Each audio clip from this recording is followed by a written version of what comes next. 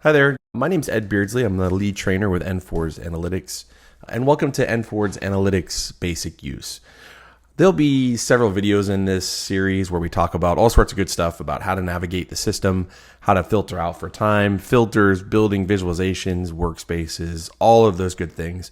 But I think it's important first that we start with the basics, right? You have to walk before you can crawl. So today's goal will be just going over how to sign into the system and how to navigate to the stock dashboards that are already built in. The series will have plenty of other items that go in plenty of detail, and written directions will also be provided. If you're one of those learners that you need to see it on the screen, we have options for you there. And if you're one of those learners that needs to see it in a PDF or a piece of paper that you can print out, we have options there. So let's get started and we'll follow along from there.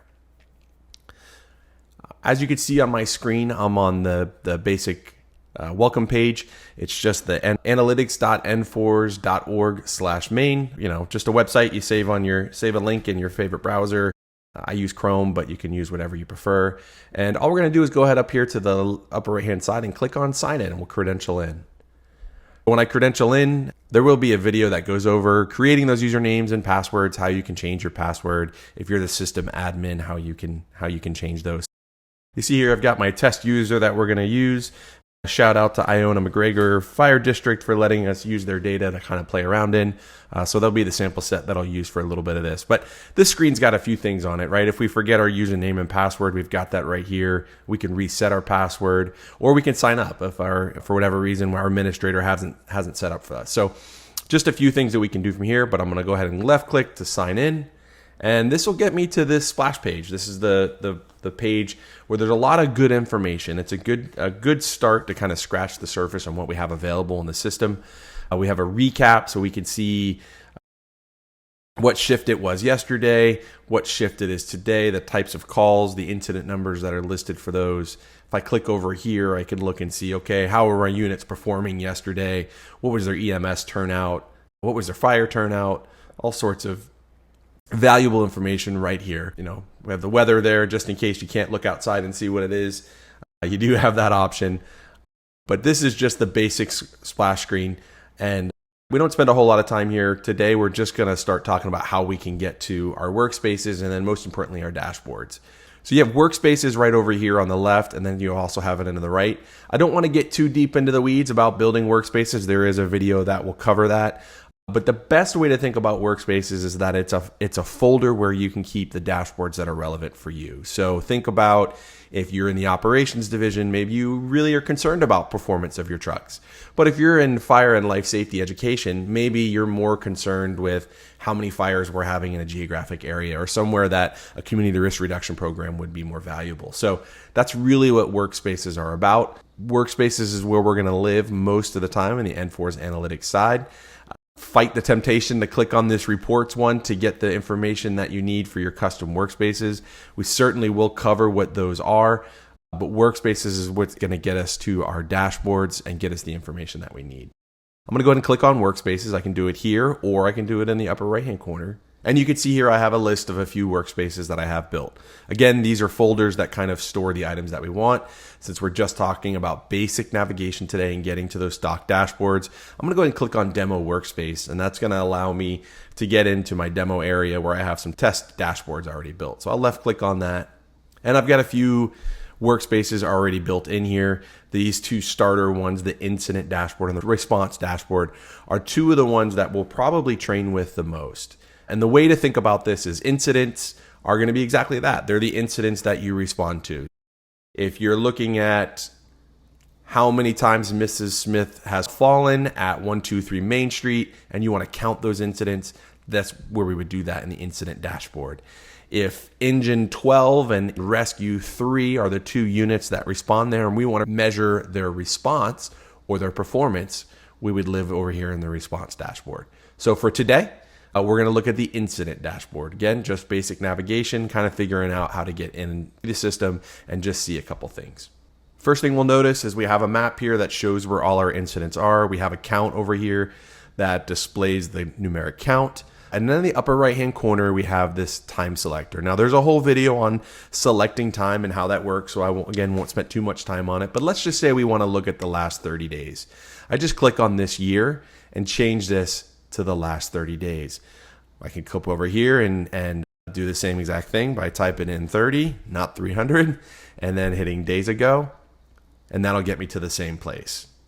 Now that we're in this dashboard, we could see we have the last 30 days. We could see this organization has 803 incidents. We could see where those are. I can move the map around. And again, basic navigation here. What are we doing now that we're in the dashboard? Well, the honest answer is that we're shopping for the data that we need. And when I say that, I'm not saying that we're only cherry picking the data that's relevant to us or the results that are relevant to us. No, what we're doing is we're looking for the items that are pertinent for the story that we want to tell with our data. It has to be accurate. It has to be true data. But we're filtering out the noise that necessarily doesn't pertain to this. So the way I like to frame this is it's no different than online shopping, right? If I go to homedepot.com right now and I want to look at table saws, for example, I'm going to go into Home Depot and I'm going to have all of their tools on their webpage, right? Everything's going to be there, but I need to filter out for the things that are relevant to me. So maybe I type in the word table saw, and then table saw pops up and it gives me a nice clean list of all the different table saws that Home Depot sells. But I'm a DeWalt person. I like DeWalt table saws. So I filter out by the brand. Same exact concept is happening here. Just as I said on the Home Depot, all those table saws would slowly dwindle down. That number of 100 saws may go down to 10 that are sourced by DeWalt. And the same thing would happen up here in the top corner of this filter bar. You would see all those different filters living up there. So you may see table saw, and then you may see brand DeWalt. And I can do a couple things with those filters. It's the same exact concept over here on the NFORS analytics side. We're just shopping for the data that we need so that we can tell our story that we need to tell. Keeping with that filtering concept, let's just spend a little time on how that works in navigating the system. For this organization, let's pretend that we only want to shop for data that lives in this circle right here. We want to look at this little peninsula. Well, there's a couple ways that I can do that. I can build a shape. I can zoom in and look at it, or I could zoom out. That doesn't really filter down the data. We're still at 803 incidents. But what I can do is draw a shape around this peninsula if I want. So if I click on the polygon feature here, you'll see I got a little plus sign now. And maybe I want to do everything from this road, right? Everything from this road to the west. So I come up here and I draw this shape around a little shell island.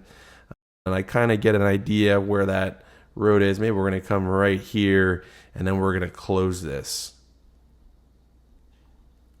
box. What I've done now is actually close that box. You can see my number went down from 800 and something down to 155. And now I'm just looking at the area here. Maybe there's a city commissioner that wants to know, hey, how many times are we running to this peninsula? I can give them an accurate answer just by drawing a shape there. And just like if I were online shopping, the same concept applies. That filter lives up here. But instead of saying DeWalt and table saw, it's latitude and longitude. It created a polygon. Big word, not a big deal. All it means is that we've drawn a shape around the map of what we want to see. And we have a few options here. I can come up here and turn it on and off. And you'll see my number will shoot back up, right back up to 803. I can turn it back on. I'll see my number will reduce down again. And I have a few more options. Right now, we're filtering just for that peninsula. Let's say we want everything but that peninsula. If I go ahead and click on the magnifying glass here, I can get the inverse.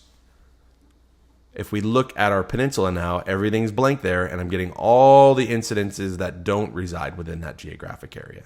I can filter it or throw it away, which means I can throw this filter away and start over back from scratch.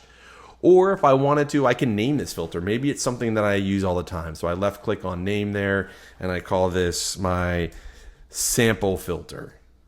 And now I get all that gobbledygook off the screen up here. It just says sample filter. I could save this with my dashboard. I can turn it on, I can turn it off. But we'll go ahead and turn it off for now. The nice thing about the analytics side is all of these different filters pretty much work the same. For example, if I scroll down here and I get off the map a little bit, I've got some good information here. I've got some alarm answering and processing times.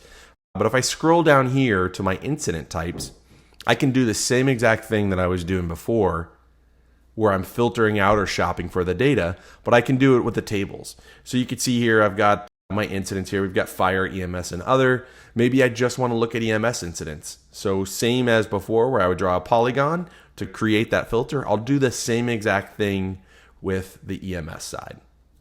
And when I left click on that EMS, this goes to all just showing those, showing my EMS calls. All of my incident types here now are just EMS incidents. And this is all based on the information that you provided for us. And if I scroll all the way back up top here, you can see my 800 something calls went down to 436. So now we're looking at just the 436 EMS calls that have updated on my dashboard. And if I scroll even further, you can see now my filter lives up here just like it would if I were shopping. I can click it on and off, do all the same features that we could do before. I can invert it. All those same concepts apply. So that is a very basic overview of moving around the dashboard and navigating and just kind of how the filters work. As I mentioned earlier, we're going to get much deeper into this stuff. I just wanted you all to have an opportunity to start to get your feet wet with moving around the dash. I encourage you to scroll through these things. Click on stuff. You're not going to break it.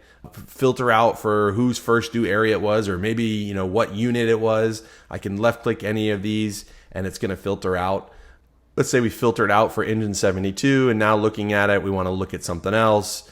We've got all these different other items. I encourage you to look around. Again, we'll get much deeper into this. Just wanted to give you a basic overview. I hope you enjoyed this. I hope it makes sense, and I'll look forward to talking to you in other videos.